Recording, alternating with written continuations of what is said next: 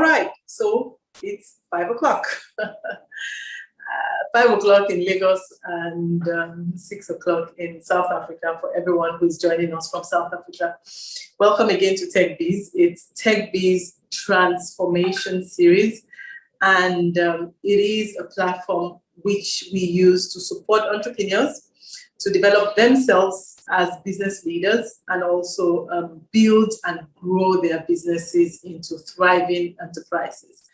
There's also a rich number of people within our network who have not even started their businesses yet, but at this point they're thinking about it and helping and building some foundation of sorts that will propel them into that. So whichever group that you fall into, TechBiz is here for you. Actually, today is our 42nd episode. We've been on for the last almost nine months, running this program Thursday after Thursday, a plethora of topics from sales to marketing to building your strategy to even legal topics, topics that cover data, topics that cover your execution plan, everything that you may imagine that encompasses the business. We have talked about it, or we are still talking about it. So if you missed any one or you would like to reference any of the past ones, please head out to ekoicenter.com/webinar. Tito, Olu, my team members, they will put that into the chat box so you can reference it. Honestly, if you go there, it is a full library of expertise in entrepreneurship. There's almost no topic on the surface of that path that you will not find in there. And we have brought thought leaders, really notable thought leaders from different parts of the world to teach, to share with you their own stories, their own experiences. So they share the framework. They also support it with the experience that they have that really helps to make it tangible and executable for you. So please go on there and you would find what you're looking for. Today, I'm so excited to introduce Olufunke Adio because she's going to be telling us about e-commerce. E-commerce, we know, right? E-commerce, everyone has been talking about e-commerce, digital transformation, and what brought it to life a whole lot more was COVID-19. COVID-19 restricting movement, restricting physical going to the store or to the market. And suddenly we all realized that this digital transformation that they've been talking about for many months, many years, it is just boom upon us. And you were not on the bandwagon, you definitely were left behind. So today now, if you're not on the digital transformation path, if you're not on e-commerce, if you're not talking about, omni-channel, the question is, how are you connecting and delivering to your customers? But don't worry, if you're not there yet, today is another opportunity to learn more about it that then takes you to that point of implementing it. If you haven't heard of omni-channel, please, it's a very, very simple phrase. It talks about all of the channels within which your shoppers or your customers shop. All the channels, whether it is in the store, it is online, it is via social media, it is via phone, via WhatsApp, the various channels all put together in one, and how you create that experience, how you use those channels for customer acquisition, for customer retention, for repeat purchases, right? You want the first purchase, the second purchase, the third purchase, the fourth purchase. You want to convert those customers to loyal customers. And here we're talking about customer lifetime, right? So I think the long and short of it is that, listen, it is the hyper focus for today. And it is so relevant that we learn about it today. But listen, no point me talking about it on and on. I want to reach out to the experts, who is Olufunke Adio, and she's the one that's going to be sharing a lot more about this. Funke, could you unmute yourself and please put on your video? By the way, so while she's doing that, research tells us that 81% of consumers in Lagos actually have shopped online. And online shopping doesn't mean you go to Jumia and Konga. Not just that. It also means that you shop via the phone, shop via social media, shop via any of the marketplaces that are established. 81%. And I bet for my friends in South Africa who have joined, that number would probably be even higher, especially for Johannesburg, for Cape Town. So I think the point is that this is where we need to be. We need to learn about it. We need to bring our businesses into it, and we need to be knowledgeable about the tools that are available and create the right customer experience that builds business growth. Funke, you're welcome. Good evening. Good evening. Good evening. Yes. How are you doing? I'm good. Thanks for having me. Thank you. Okay, fantastic. I was just telling about how e-commerce is now totally non-negotiable for every and any business. So Absolutely. I'm going to let you go straight right into it so you can share with our audience. By the way, any questions in the course of the conversation, please put it into the chat box. We'll take it, and then you can raise your hand at the end of her presentation. We will unmute you so you can ask your question verbally. But I think, guys, please make sure you're taking notes, because she's sharing quite a lot of tools that will be useful to your selling process.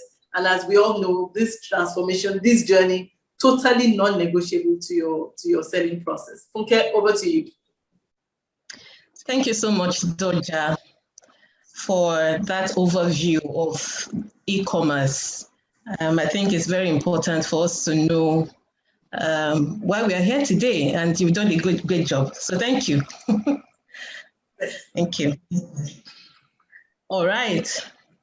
I'd like to confirm that everybody can hear me clearly. If you please just confirm that you hear me, so I can just go ahead with the presentation. Please type into the chat box just a yes, that's fine. Yes, that we hear. I can hear you loud and clear, but it will be good for everyone to also confirm that we can hear you. Amazing. Okay. Many yeses. Go ahead. Thank you. So once again, I'd like to appreciate Doja for having me, and of course, Eko Innovation Centre. Today, we're talking about how to transform your business with e-commerce. There's no gainsaying that we have all come to that space where we all realize, we can admit that this is the space that we should be functioning in. And before I delve into the presentation proper, I just want to introduce myself properly. My name is Olufunke Adio, and I'm an HR practitioner. I'm also into the digital space, and there's a reason for that. I actually started my work life in IT, okay? So before I went into HR, before I delved into learning and development, I was first an IT person. So that sort of explains my passion, as it were, for the whole of the digital space. So you find that if I have a number of websites to create or landing pages, I would naturally do it myself. If I have a graphics to put out, I would do it myself. If I have a copywriting to do for any of my promotions, I would do that myself. And yes, the whole digital space, I just love it. So, Funke, are you monetizing this skill of yours? Because we've been taught that we need to monetize our talents and monetize our skills. So if building web pages is what you do, SEO, SEM, by all means, let our audience know, because that is one part that a lot of people need help. Anyway, I'll let you go ahead. Thank you. To answer your question, I am. Okay, so the digital space sort of just plunged me to be open-minded to actually monetize my skills in that area. So thank you. Yes, I have a very interesting quote. I stumbled, not a quote really, somebody said it, not like I captured it as a quote. I actually heard the person make this statement. And she said that she has not been to the open market since the emergence of COVID-19. And Tope Mark Odije made this statement, one of the ladies on The View, if you watch TVC News. And it sort of just got me thinking that, oh, wow, that's interesting. And I can imagine that there are several other people in this kind of position that would rather save themselves the hassle of getting into a crowded space just because of the COVID threat and all of that. So the question is, how have people like this been coping? How have they been going about with groceries, sorting their households and stuff like that? The answer is e-commerce, isn't it? Okay, we know that there are personal shoppers. They also have businesses that are thriving online on the internet. So what we see here is that because of the predominance of e-commerce platform, we see immense growth of deliveries and logistics businesses. Just last year, in the heat of the COVID-19, I had a conversation with a certain client who said he was starting a new business in logistics.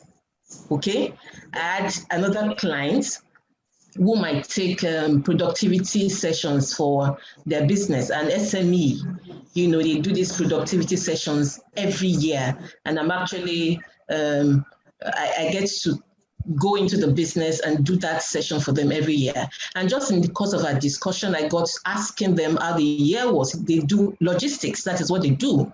And it was quite interesting to hear that this particular business hired a lot of staff in the heat of COVID. That says to us that that space is growing fast, is opening up in more ways than not because of the emergence or even the whole expansion that we're seeing within the e-commerce space.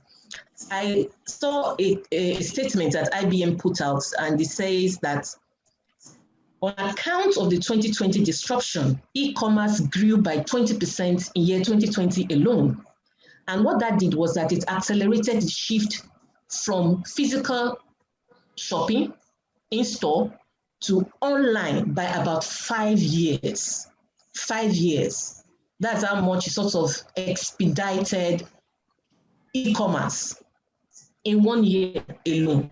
So what we see really for people who were actively positioned, with digital, people who were actively scanning the online space, we can tell that COVID-19 challenges was sort of something that they avoided. They escaped it more or less for the most part, maybe not entirely, but because they had been actively investing in the digital space, they were very, they found it easy to pivot and to do e-commerce.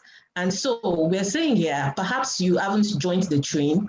Today is a good time to do that. Obviously, there's a race to digital transformation.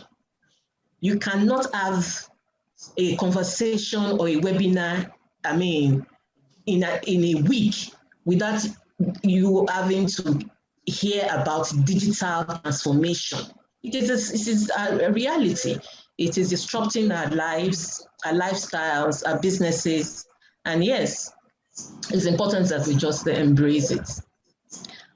For me, one of the things I did observe during the COVID-19, the heat of it, COVID-19 pandemic, was the influx, the race for people to put on online courses. I don't know if anybody can attest to that. People, I think the question, Funke, is not did you do online courses? It's how many did you do? Because practically everyone did, and we are still doing. Yes, interesting. Absolutely. I put out my very first structured online course 2020. I had courses here and there, but for 2020 it was a priority. Indeed, it was a priority. Another one is digital marketing. Goodness. The way digital marketing is taking over our psyche is everywhere. because it makes sense. If you have a product online, then absolutely the next thing is for you to market it, isn't it? So just for the benefit of those of us who are new to this whole concept of e-commerce, we just put a few definitions in there and then move forward very quickly.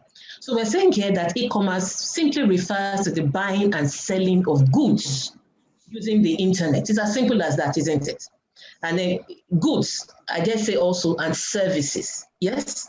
So e-commerce is often used to refer to the sale of physical products online, but it can also refer to any type of transaction, commercial transaction that you effect on the internet, online, okay?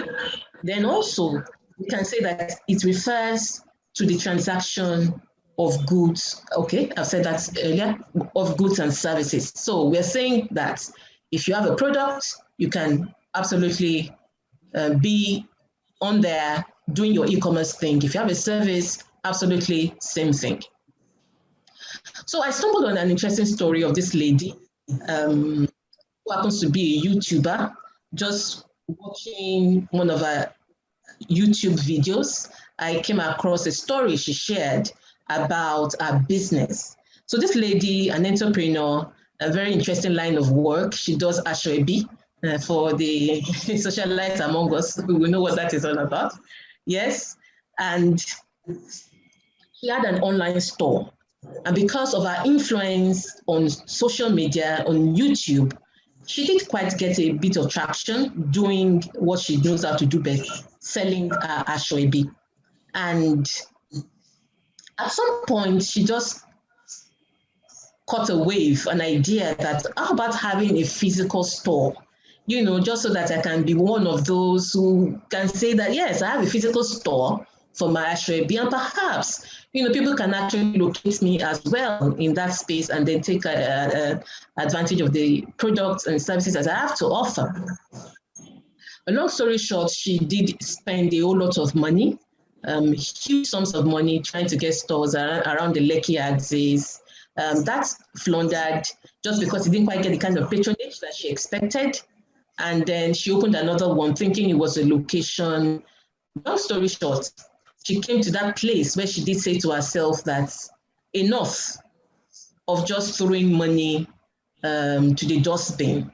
I'd rather just focus on my online business and expand it, focus on it. So it is that quest to say to entrepreneurs, it is time for us to reimagine how we do business. I tell you, many of us are still stuck in that frame of mind that if you do not have a physical store, you just can't do business. You can't be termed a business owner or an entrepreneur. I think it's time that we challenge some of these mindsets. Okay, so just so we know, immense benefits that are derivable for us by just being able to leverage internet, the online space for putting our products and services out there. The first is a globalization dimension to this. You're not restricting yourself except you absolutely want to by choice. Okay, so your products can get to anywhere. Your services can be delivered to anywhere across the globe because yes, internet allows you to do absolutely that. And then of course is the idea that millions of users have access to any information about your products.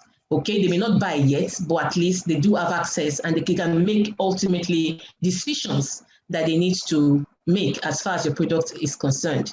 Accessibility is also important, yes, because people can use their payment system, any payment system of their choice. If you are have that payment system integrated into your e-commerce, they can basically pay you from whatever payment system that is available to them. Another one is reduced costs. So there is this perception about e-commerce, about that online space being such an expensive venture, and I guess that people really have perhaps do not take their time to investigate properly. And The truth is that many tools that we use to go online are actually free. For example, you want to put up a website to get your e-commerce up and running. Many tools are free for web design. WordPress is actually free. Do you know WordPress is free? WordPress is a web design tool. Joomla is another one. Is another web design tool. These things are free. Okay, you may have to perhaps purchase plugins here and there, but the major platform itself is actually free. So I'd like for us to disabuse our minds with from some of this widespread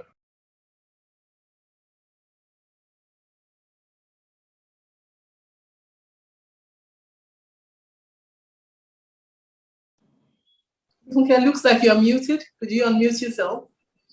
Okay, do you hear me now? Yes, go ahead, please. Okay. I know you were just about to start going into the tools that were available. I know you have those in the coming slides. Oh, okay. All right.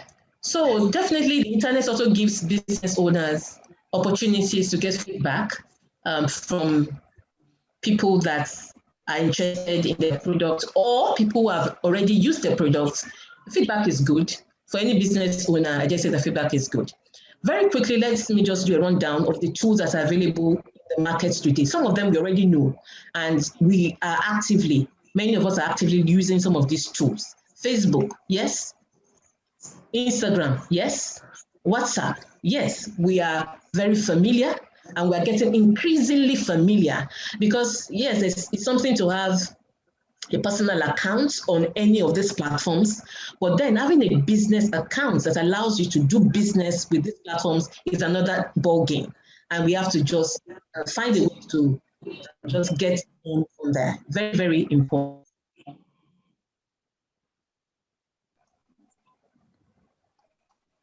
Okay. Now, another third-party kind of platforms that we have has to be the likes of Jumia, Konga, Shopify. We do a lot of purchases on these platforms from time to time. The question is, are you on any of these platforms? Then, of course, the big one is the Amazon. The question is, are you leveraging? Are you actively playing on these platforms? Are you actively playing on these platforms? Then it's also very interesting to note that even banks are providing platforms for buyers and sellers to interact. Okay, at some point, I know that TB Ad Market Hub, I did check them up recently just to see if they were still very, very active. I didn't know what was going on with the links, but please feel free to check these things up. Some of them are not for any fees in particular. You may just get on there and get on with your business, understand what their terms and conditions are, and then just get on with it. So it's interesting to see really that banks are also aware that that online space is the way to go, isn't it? It's where we all want to be playing right now. It's interesting to see that even First Bank has some interest in some of these platforms that they're actually sponsoring. They may not own them directly. I do not know for sure if they own these platforms directly, but the same applies to Eko Bank, the same applies to former Skybank, and yes, there are quite a number of them out there. Certain ones that I'd like to... Can just give me a second, please? Allow me to interrupt you, and I must apologize for that. But so before we pass that point, so that we don't miss the point, question is, what are the pitfalls to watch out for in joining these platforms? Can I join multiple platforms at once? What are the risks and that I need to provide, and how can I de-risk my business when I join them? Okay, very important question you're asking there. Many of these platforms, in fact, all of them, would have terms and conditions that we would advise you to go through properly, and you'll find that they are very clear. They rarely ever, play games. They put their terms in your, they communicate their terms properly. So it is meant for you to determine if their terms work for you. It's possible to be on multiple platforms. The question is, are you able to manage all of them? So you would have to say to yourself, am I able to manage all of these platforms? They will, of course, have commissions that they would have to get from you being on that platform, even though they are free for you to join, for continuity and for the sales of your product. And of course, there's a logistics dimension to this because they're delivering as well. So that's why I'm saying that you absolutely have to understand what the terms are. Okay, so what are the commissions that they put forward? And yes, pretty much the thing here to notice that there are rarely ever any risk. I say that because they're always trying to outdo one another because they're getting more and more, isn't it? So it's even important for them as well to see that it becomes easy to do selling and purchases. You see them giving all sorts of discounts, just to pull people in. The competition is real. If you're not on Jumia, you're on Konga. If you're not on Konga, you're on GTB. The platforms are many. But very, very importantly is that you need to go through what their terms are and see if that works for you. Yeah. Yes. So some of the e-commerce solutions that are available for us to use happens to be Seller. Seller is getting very, very popular with many entrepreneurs, SMEs, business owners, you name it. You have anything to sell, Seller is becoming that go-to place where you can put your products and your services. The thing about Seller is that it's so easy to use. You get on there as if you're using Microsoft Word. And that is, again, that part of what I'm speaking to. It seems like simpler is a goal for many of these platforms. They are trying to outdo one another in terms of how simple it is, how easy it is to access, and all of that. Some of the interesting things about Seller, perhaps which we don't see with other platforms who are working within the Nigerian space, has to be their payment systems. So Seller allows you to get your customers to pay in dollars, in Ghana cedis, and some other African nations, about 6 or 7 other African nations, and then you can choose to get your money, your payout in Naira. I think that's a huge attraction, for Seller right now. So you don't have to constrain yourself to just Naira, that your payers, your customers should pay in Naira. No, they allow that to, and it's interesting because they are even expanding to other currencies as well. Okay, another big deal about Seller is that, again, it is free. It is free. So you can sign on there and put certain products. Definitely, if you want other higher features, you would have to migrate to a higher package, isn't it? But for the most part, if you're just trying out and you just want to test them, for example, it is absolutely free. And it's interesting that you have all of these impressive features, that comes with it.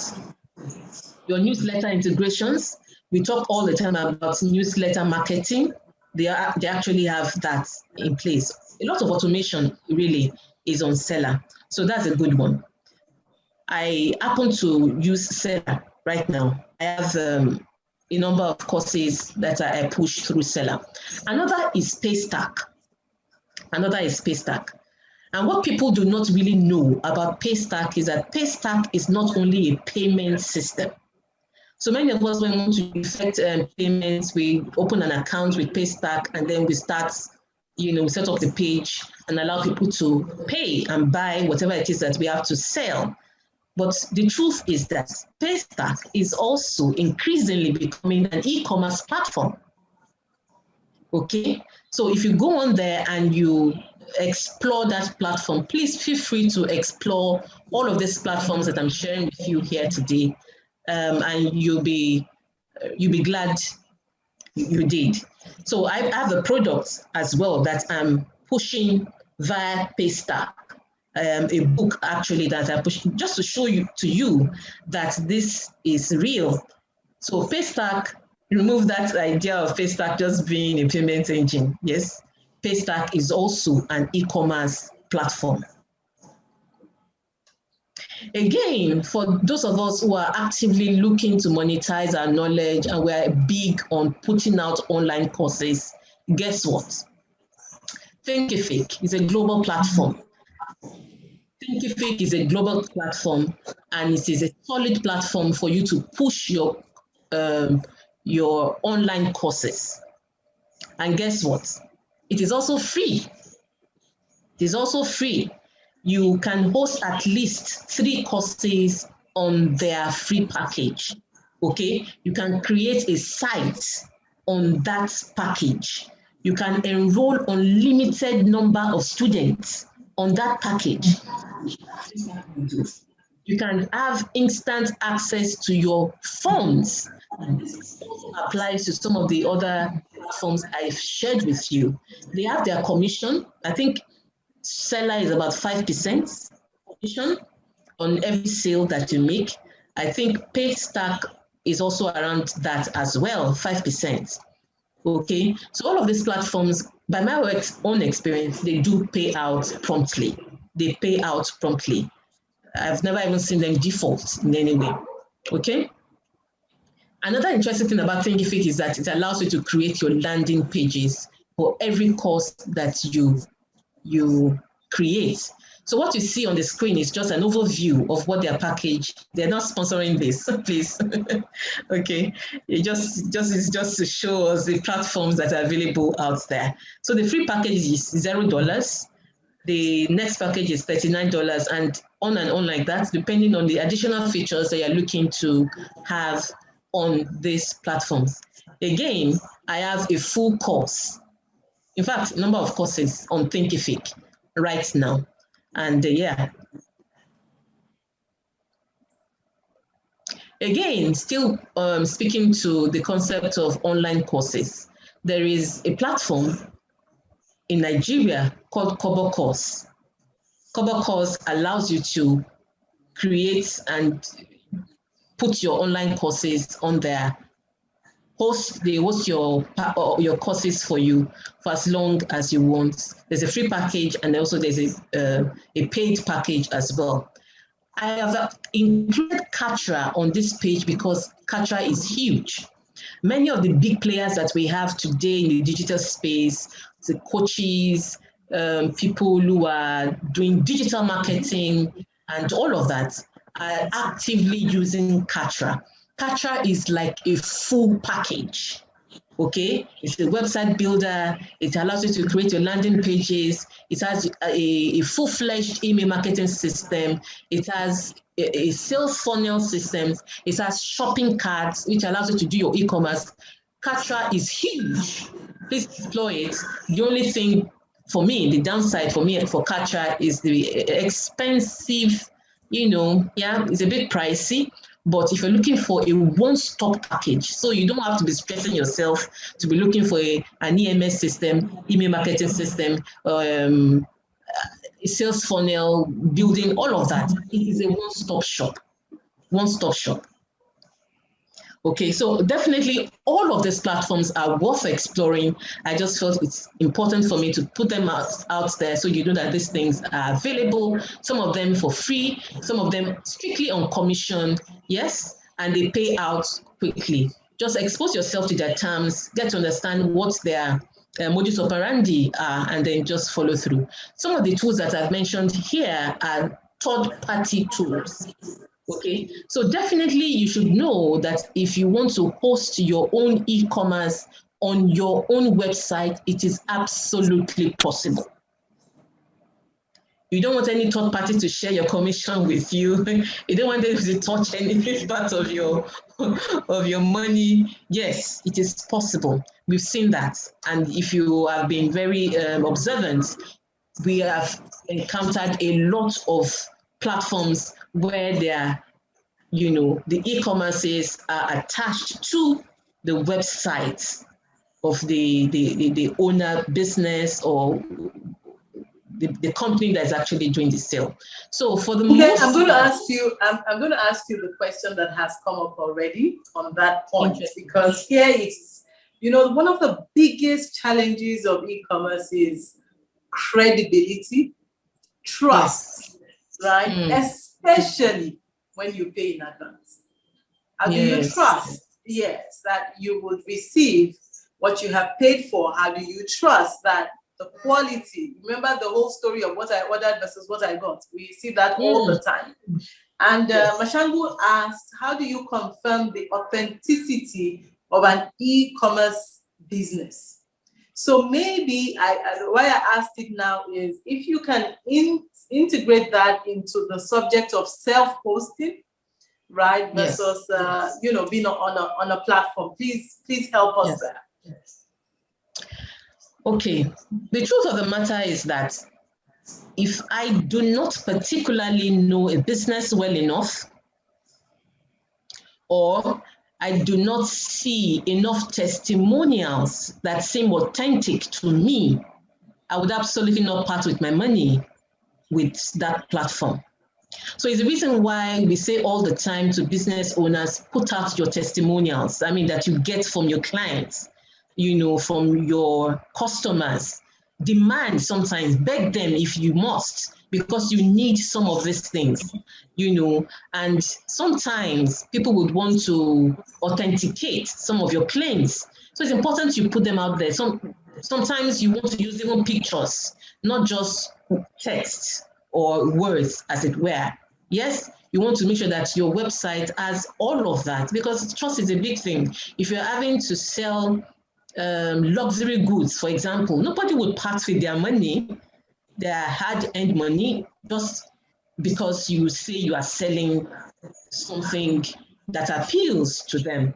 So a lot has to go into this. It is not just, oh, they say we should go online.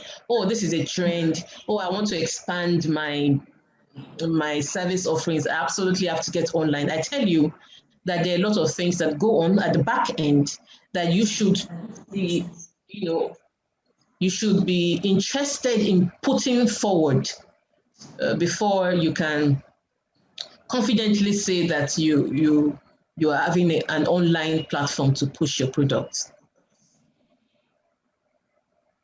I hope that helps. Please go ahead. Yes. So, if you have a website and you absolutely feel you want to go this direction to have your e-commerce platform on your website, it is possible and it is doable. Business is all about growth. If you're new in business, 1 year, 2 years, perhaps you don't have enough, you haven't built enough credibility yet, it's okay. We are all in that process of growth. But starting is important. Knowing what you want to achieve is critical. So some of us would have a number of items that just using social media to push would not work. You want all of them in one space, in one location. Having to put your e-commerce on your website will be the way to go. I would assume that many of our websites are built with WordPress, even though that is not the case. We have other platforms that allow you to put your website up. But for the most part, most of the websites on the internet are made with WordPress. And so you find plugins. Very popular is WooCommerce, okay? It just takes somebody who has an understanding of what to do to set this up for you. For those of us who are doing online courses and you don't want to put your courses on third-party platforms, perhaps for whatever reason, you know, you can use LearnDash. LearnDash is a very popular plugin to sell your courses on your own website. It is another one, of course, is Cartflows. You can investigate all of these tools. The question typically is always, which way should I go? Third-party hosting or self-hosting? Which is the right for me? Which is the right choice for me? Yes, and I think I've spoken a little bit to that already, but just like an overview, it's important that I just share with us what I consider like an overview, pros or cons, or just the features, not necessarily pros or cons, but just understanding what the benefits or the features of each are. So if you want to have control over your data, pardon my use of students' data here, is because I captured this particular slide from my online course, yes? So please pardon me. But the whole idea here is the same. If you want control over your data, complete control over your data, self-hosting perhaps will be the way to go, okay? The same is a case for your entire email list. Some third-party platforms allow you access to that, but you can imagine just having your plugin on your own website. It gives you access to all of that email list and all whatnot. Monthly subscription, you're doing marketplace hosting, you are paying monthly subscription, isn't it? If you are hosting yourself, there are hosting charges. So even though you may not pay monthly subscription for a third-party hosting platform, because they are strictly on a commission-based arrangement, for hosting, you are paying something monthly. So it's important for you to understand all of those cost implications. People would not pay monthly really for hosting, they will do annual. Some people will pay even in chunk. Some people will pay 5-year hosting fees, just the way they will pay for their domain names. Yes? The same applies to, yes, hosting charges as well. Then, of course, commission on sales. Nobody shares your commission or even demands commission if you're hosting your products, your e-commerce by yourself on your platform. If you're doing that on a third-party platform, of course, there's a commission that you... Okay, I always want to say something about this commission point, which is that, you know, the commission of 0 is 0. So while you're sitting on thinking you should do self-hosting because you will not pay commission, the third-party site also has a really large customer base, you know, high, number of clicks and visitations to the site. And so you would always have to net off these calculations in order to really determine where your bread is buttered. Because to pay 5% on 100 is not a big deal versus paying 0 on 0. So I want to unmute Bufuno. If you could give us a few minutes because his hand has been raised. I think. Or am I missing something? Because so that we can also make it interactive before we get to our time up. Bufuno, were you raising your hand, or did I miss that? Okay, doesn't look like it. I think I missed that. I have so many questions for you, so I'm really eager for you to, you to share with us this point so that we can go into. I think it's really about it's really the critical challenges that we face locally as a business owner and also as customers in dealing with this entire transformation or move into e-commerce. Yes. Thank you, Doja. The thing you said about the commission on 0 customer is 0 is actually the second to the last point I have on this screen, customer volume. Yes? So if you are on that platform where there are more clicks, chances are, yes, they're going to find you on that same platform. So these are things that, yes, we need to consider carefully before, deciding on where exactly we'd like to play.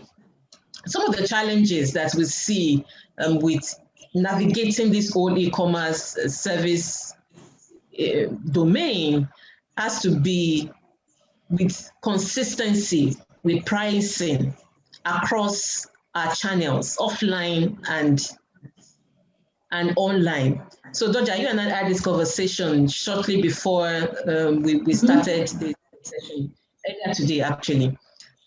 So it is that consistency or inconsistency in pricing where you are selling something in your physical store for a certain price, and when your customers go online, they find a completely different pricing, and there's this confusion going on there. That's a major challenge I think we need to and we really have to be able to navigate.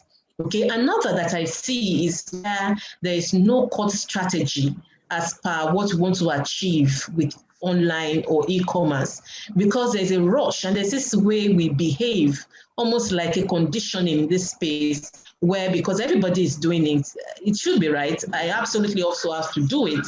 So there's no clear-cut strategy. What are you trying to achieve really? Must you be there? Is that a strategy that would work for you? So really, I think we should beat that tendency to always just do what everybody's doing and then see if this works for you or not. Okay. What we see happen is that when there's no clear-cut strategy, it affects the quality and the consistency with service delivery. Why? Because largely we're not thinking end to end. Okay, we're not thinking about the impact of having to maybe pay for hosting, having to hire staff that would cater to managing all of this platform, and the cost implications of all of that. Okay, vis-a-vis our long-term or short-term goals. Okay, there's also the demand for competitiveness, which is a huge part of this. So in a bid to really be competitive, you don't want the competition to go away with a large chunk of the market. You want to keep your pricing very manageable, affordable, but you're hurting the business by doing so. So that's a challenge in itself, where you are not, where competitiveness is a factor. It's just what I'm trying to say. How we navigate that is a whole new topic or subject of discussion. Another one is this trader mentality, where many Nigerians are in that space where it's just a question of sell and go. Sell and go, meaning you have sorted out this customer and moving on to the next customer. It doesn't allow us to think through the whole experience with customers having to be fully satisfied to the point where they are returning customers. Okay, and this doesn't apply only to online platforms, it speaks to offline as well. The impact of number 5 of having that trader mentality is that it affects the whole customer experience. Okay, where people, like Doja was sharing with me earlier today about ordering some perishable items and it's being delivered in the most embarrassing of conditions, okay? And these entrepreneurs, business owners, not willing to cater to that type of misbehavior, as it were. For me, I think some of the strategies that we can begin to consider where mitigating some of these problems are concerned is it is important to have a clear-cut online strategy. So learning about all these tools are great. Having to outsource to a business that can cater to them are great. But do you have a clear-cut strategy that will allow your customers to feel like if they enter your store physically experiencing the same very experience that they have, with you when they are in your online environment? Another is a situation where somebody would order a dress size and a business will say, I'm talking about the sellers now who do clothing and all of that. And the seller will say, no, this particular item is only affordable or available in this size on another platform. So these are the challenges that we're having today, and it's important that we cater to addressing them. Another that I think is important is for us to communicate clearly.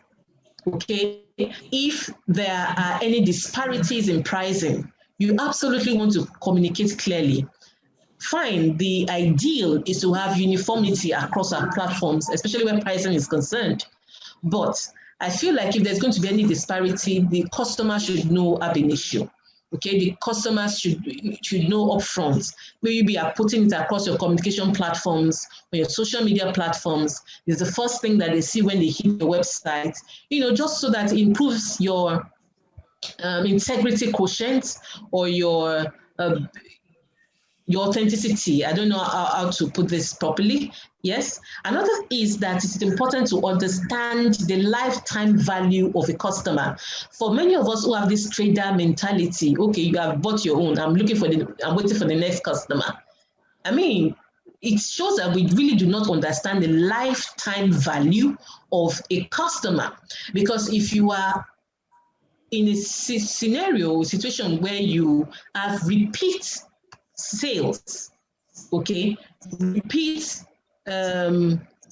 patronage from your existing customers, it overall helps you to manage your business better, because you have returning customers is what it is.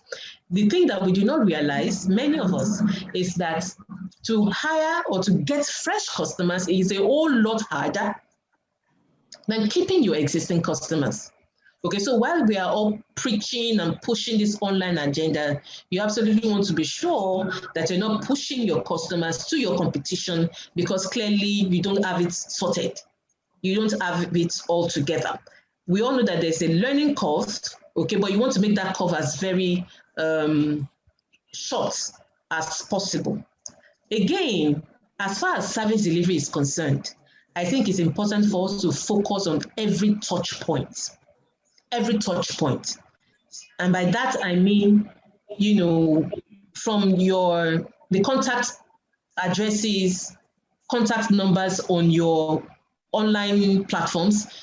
Would you believe, Dodger, that there's certain instances where I pick up a phone number, excuse me, from a website, and you call the number on that website and it's just ringing, yeah, and there's nobody at